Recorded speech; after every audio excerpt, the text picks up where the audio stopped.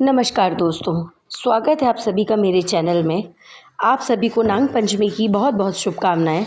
आज नाग पंचमी है, तो आज जानते हैं कि नाग पंचमी क्यों मनाई जाती है।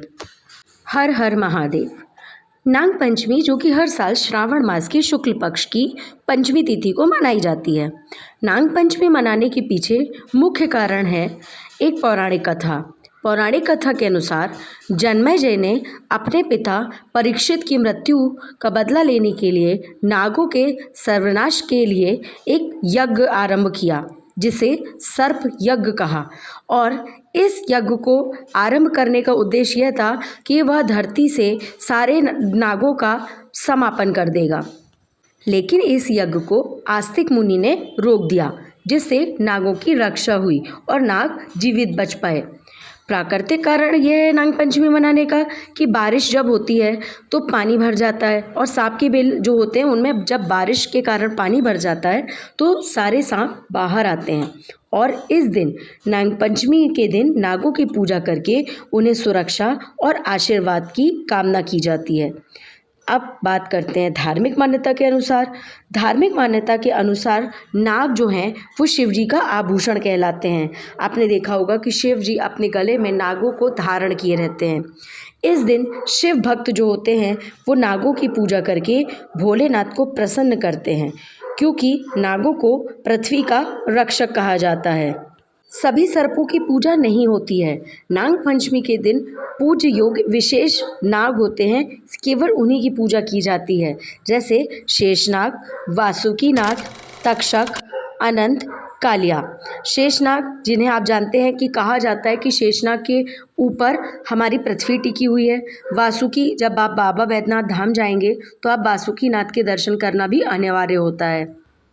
नाग पंचमी केवल एक धार्मिक पर्व नहीं होता है, बल्कि प्रकृति और जीवों के प्रति सम्मान प्रकट करने का एक दिन होता है, जो हमें सह अस्तित्व और करुणा का उद्देश्य देते हैं।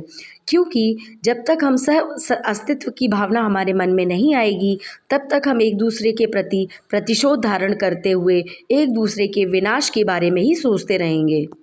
हिंदू धर्म में नागों को देवी देवताओं के समीपस्थ और पूज्य माना गया है। विशेष रूप से शिव जी के गले में वासुकी नाग और विष्णु जी की शैया पर शेषनाग विराजमान हैं।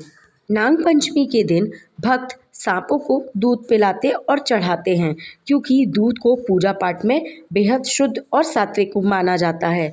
कुछ ज्योतिष मान्यताओं के अनुसार दूध चढ़ाने से सर्प दोष शांत होता है और जीवन में आने वाले हर संकट दूर होते हैं। लेकिन वैज्ञानिक मान्यता के अनुसार सांप कभी भी दूध नहीं पीते। जब हम उन्हें दूध पिलाते हैं तो यह उनके लिए जहर की तरह काम करता है, क्योंकि दूध पचाने का एंजाइम उनकी बॉडी में नहीं पाया जाता और वह दूध उनके लिए जहर हो जाता है, जिससे उनकी मृत्यु हो जाती है। हिंदू धर्म में नाग पंचमी का त्यौहार अत्यधिक धूमधाम और हर्षोल्लास के साथ मनाया जाता है। चूँकि यह सावन महीने में आती है, इसीलिए बाबा महाकाल के जितने भी भक्त होते हैं वह सभी बाबा महाकाल को प्रसन्न करने के लिए नाग पंचमी का त्यौहार भगवान की पूजा और आराधना के साथ संपन्न करते हैं।